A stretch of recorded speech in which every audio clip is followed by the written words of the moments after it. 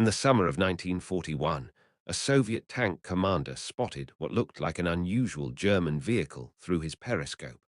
Before he could react, a massive shell tore through his T-34's armor like paper. The attacker was something the Soviets had never seen before, the Dicker Max, one of only two ever built. This is the remarkable story of how a bunker-busting prototype became one of the most effective tank killers on the Eastern Front, and why its success couldn't save it from becoming just another footnote in the history of World War II. The story begins in 1938, when Europe was sliding toward war. France had built the Maginot Line, a series of massive concrete fortifications along its border with Germany. Belgium had constructed the KW Line with 250 bunkers and nearly 10,000 light fortifications. Czechoslovakia was building the Benish Line. These defensive positions were designed to stop any German advance, and the German military knew they faced a serious problem. How could they break through these fortified positions without suffering catastrophic losses? The German army contacted Krupp, the industrial giant that had built most of Germany's tanks. They needed something special, a mobile weapon that could destroy heavily fortified bunkers from distances where the bunker's defenders couldn't shoot back. Think about that requirement for a moment. They wanted a gun powerful enough to smash through meters of reinforced concrete, yet mobile enough to keep up with advancing troops. It was an almost impossible challenge.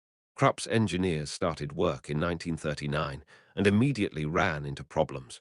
Where do you put the engine in such a vehicle? The gun they planned to use, the 10.5 cm K-18, was enormous. It was originally designed as an artillery piece meant to be towed behind trucks. Now they had to mount it on a tank chassis.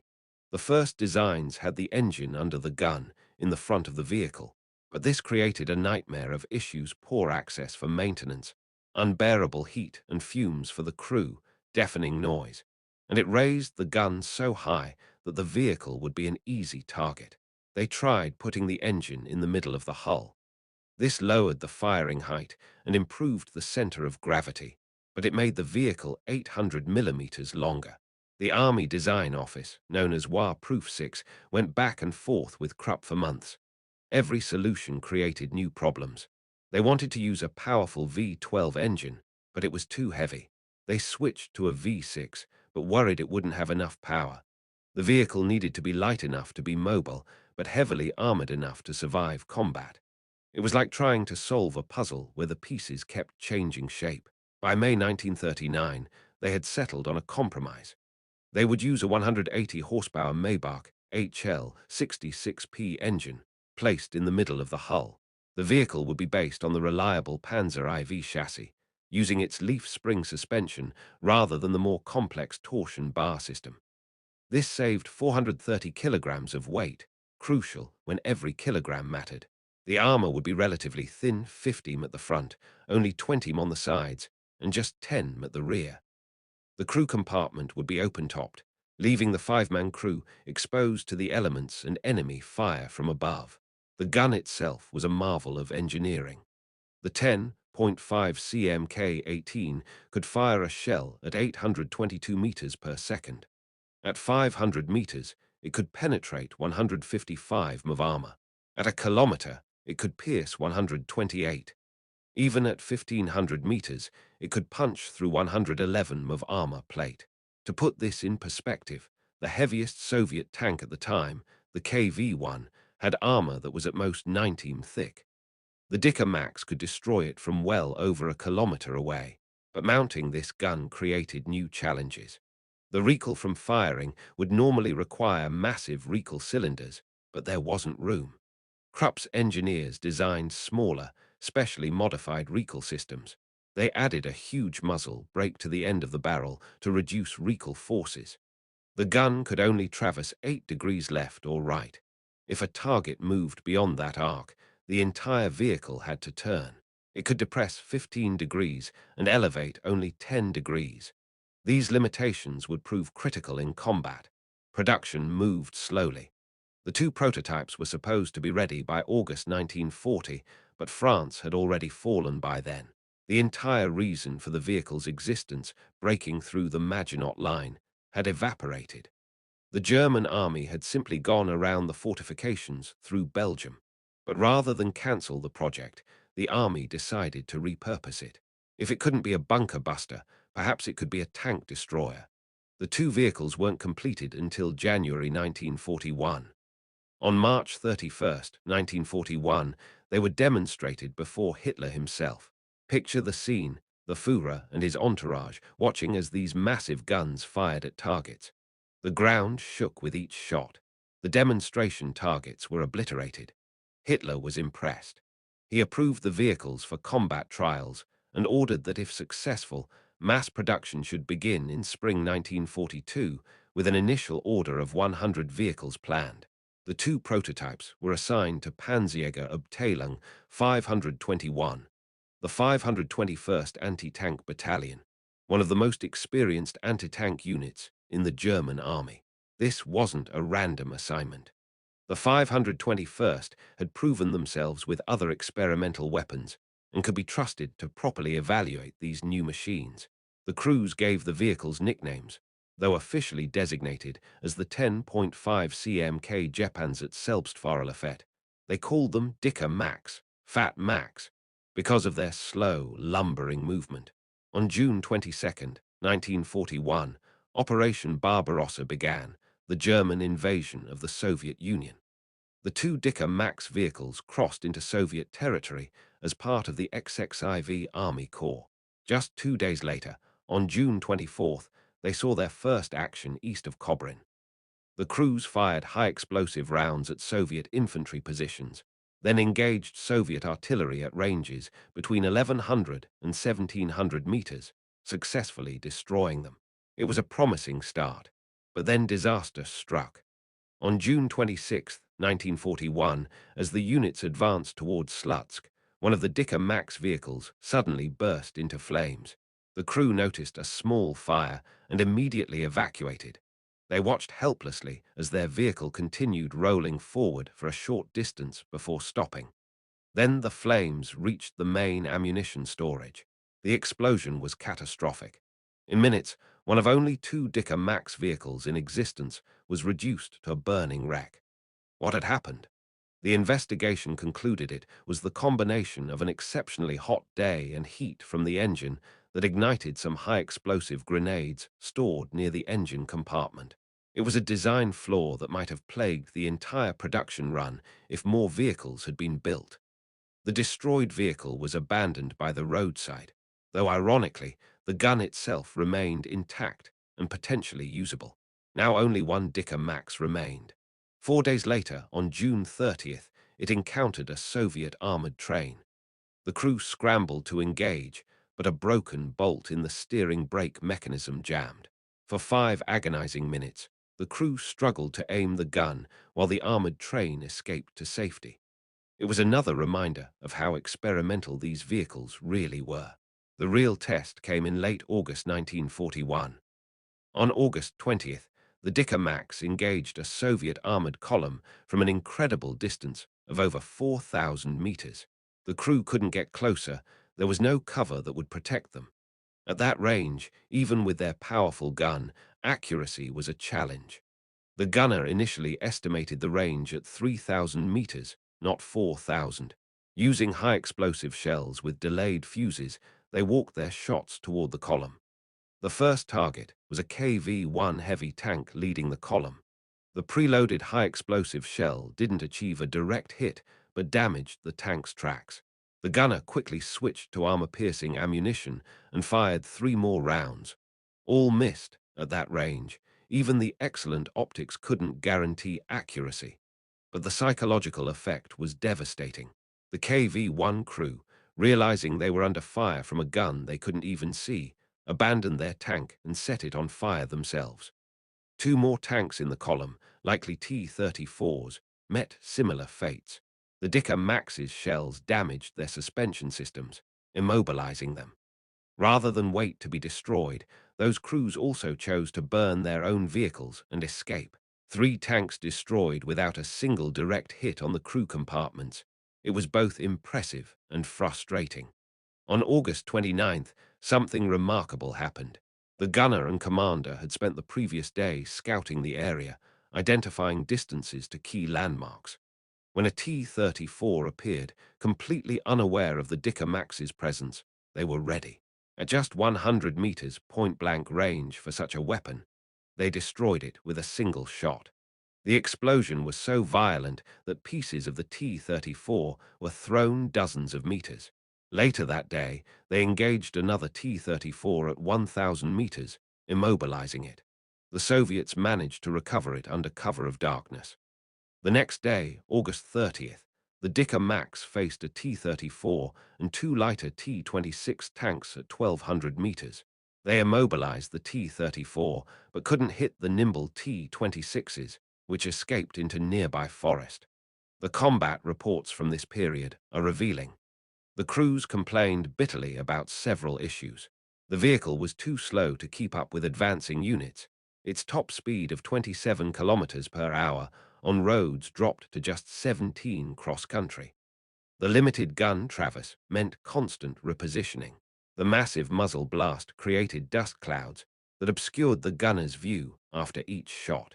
Without another vehicle or observer to spot their shots, they often fired blind after the first round. The most telling observation came from a report dated July 26, 1941.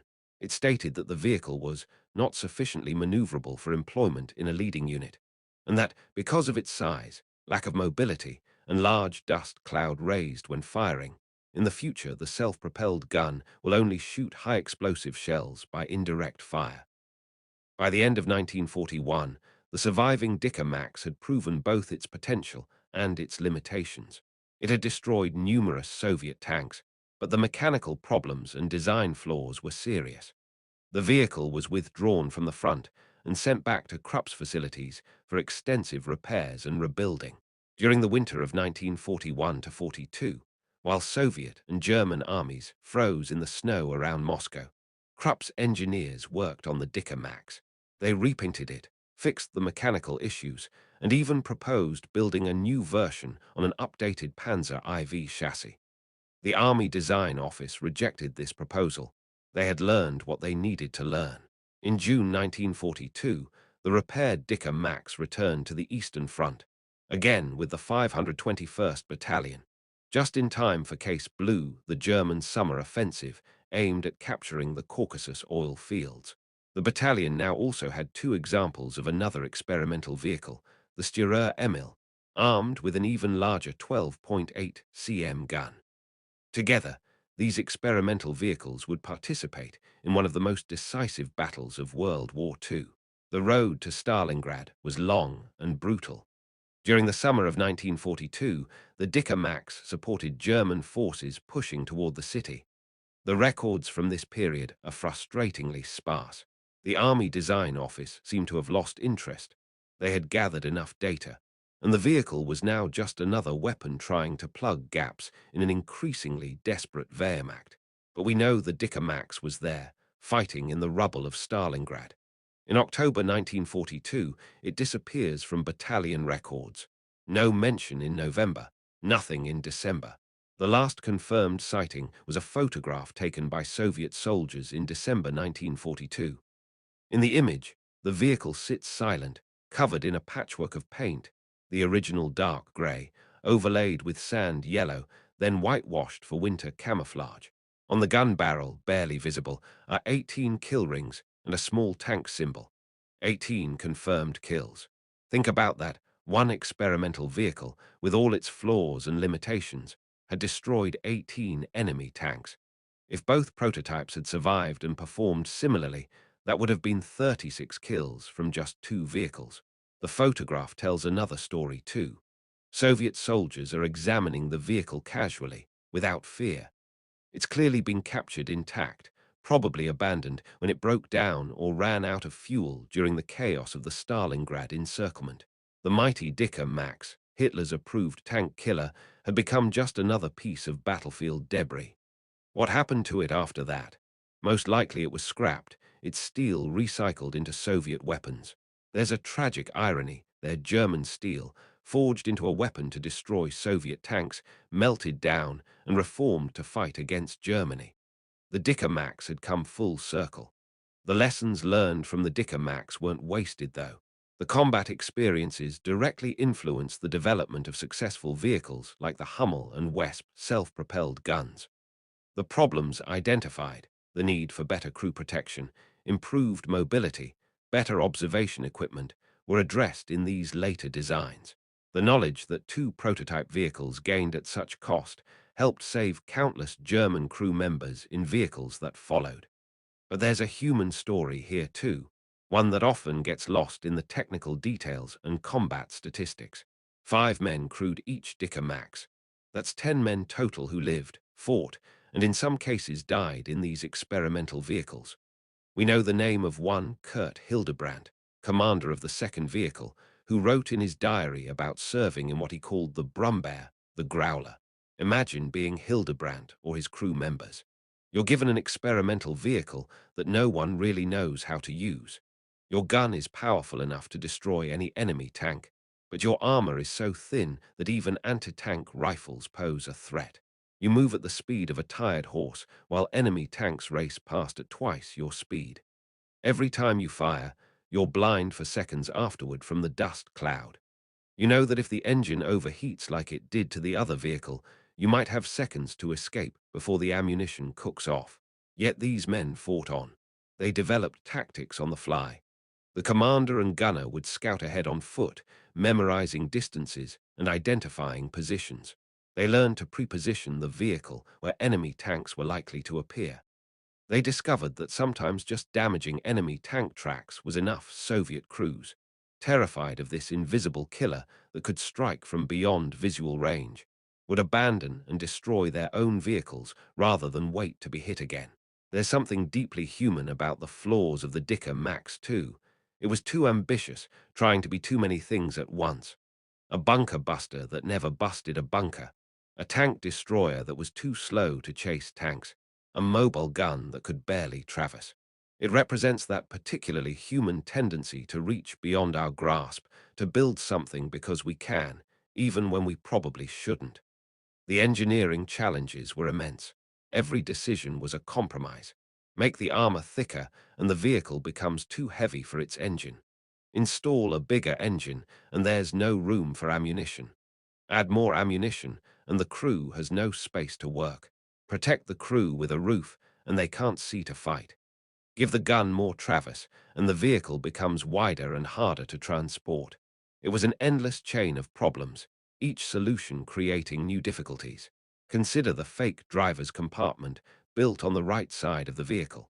Some historians think it was meant to confuse enemy gunners, making them unsure which side to target.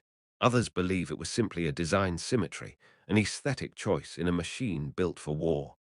We'll never know for sure, but there's something oddly touching about German engineers, in the midst of building a weapon of war, taking time to make it visually balanced.